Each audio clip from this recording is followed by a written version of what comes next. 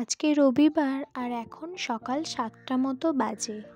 অন্য দিনের তুলনায় আমি আজকে সকালে একটু তাড়াতাড়ি উঠে গেছি। বাইরে বেরিয়ে দেখি হালকা হালকা কুয়াশা এসছে। বাইরেটা দেখতে এত সুন্দর লাগছে কি বলবো, তাই ভাবলাম আপনাদেরকেও একটু চারিপাশটা ঘুরিয়ে দেখাই।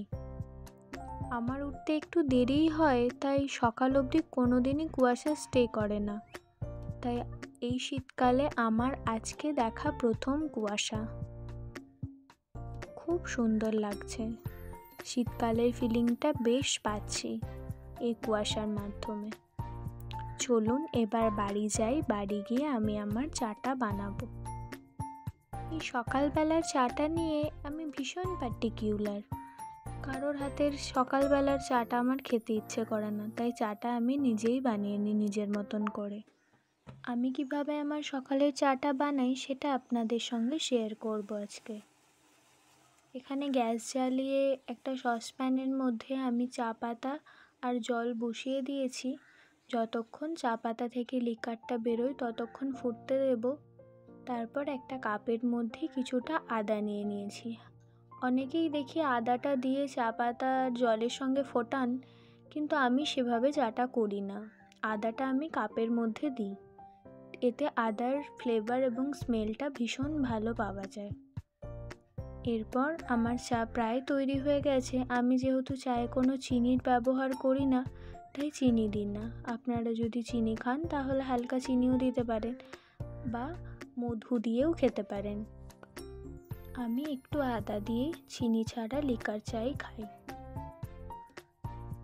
চায়ের জলটা ফুটিয়ে নেওয়ার পরে কাপের মধ্যে ঢেলে যে আদাটা দিয়েছিলাম সেটা একটু চামচের সাহায্যে নাড়িয়ে নিলাম। তারপর কিছুক্ষণ রেখে আমি চাটা খাই।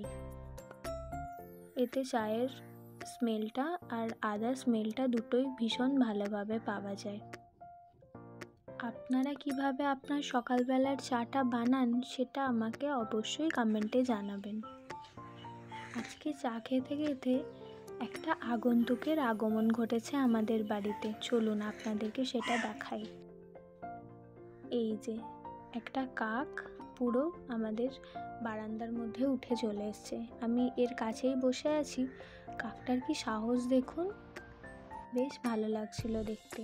আমি কিছু মুড়ি ছড়িয়ে দিলাম যাতে ও কিছুক্ষণ আরও ওখানে থাকে। খুব সুন্দর লাগছিল দেখতে। তারপর মা এখানে বাঁধাকপির পকোড়া ভাজছিল। আজকে সকালটা পুরো জমে গেছিল। শীতের সকালে এই বাঁধাকপির পকোড়া খেতে ভীষণ ভালো লাগে। আজকে সকালটা আমি এভাবেই কাটালাম। আপনাদের রবিবারের সকাল কেমন কাটলো সেটা জানাবেন, আর ভিডিওটা ভালো লাগলে একটা লাইক করে চ্যানেলটা সাবস্ক্রাইব করতে পারেন।